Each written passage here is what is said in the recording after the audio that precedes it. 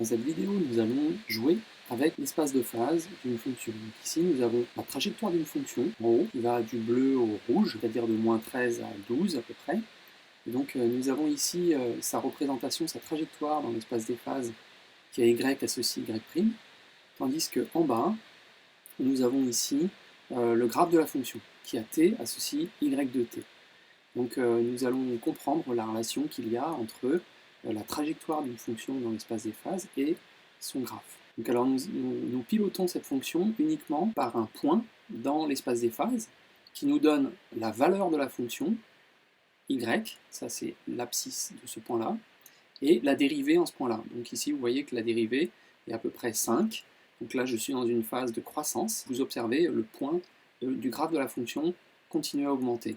Si je veux faire une droite, bon, bah, y' va être constant et je vais avoir une droite.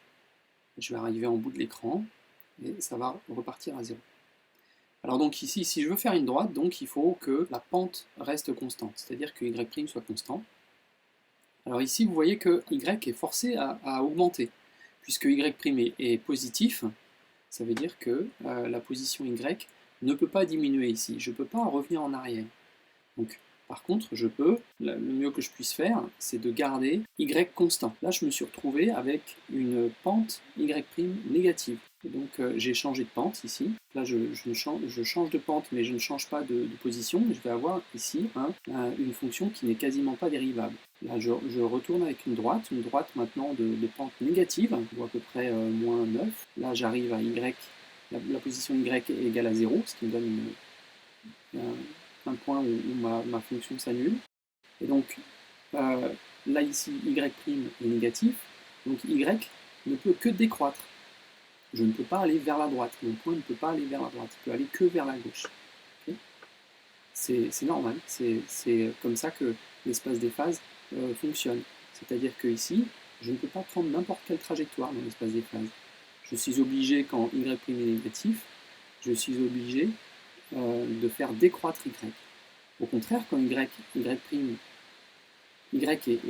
négatif ici, donc y' est positif ici, donc y ne peut que croître. Je ne peux pas aller vers la gauche, je peux seulement aller vers la droite.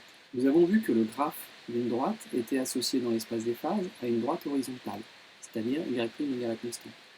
Maintenant, qu'est-ce qu'est une droite linéaire, une droite qui passe par 0? Donc je vais viser maintenant l'origine.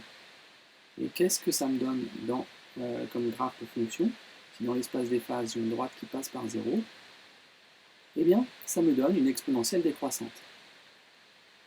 Au contraire, puisque je suis ici en y' positif et y négatif. Donc, au contraire, si je suis dans y positif, y' positif, je me retrouver avec une exponentielle croissante qui est associée à une droite linéaire dans l'espace des phases.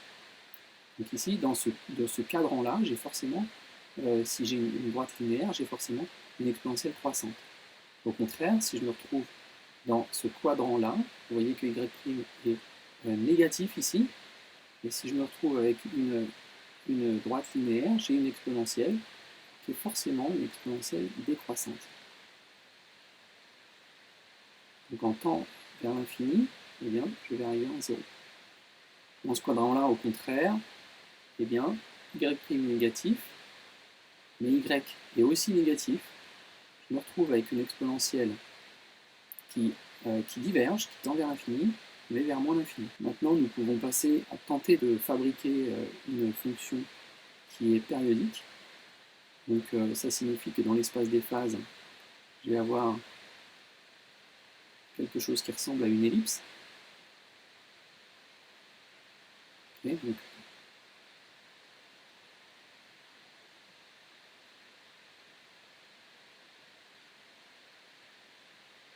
vous voyez que je me retrouve ici avec le graphe d'une fonction périodique.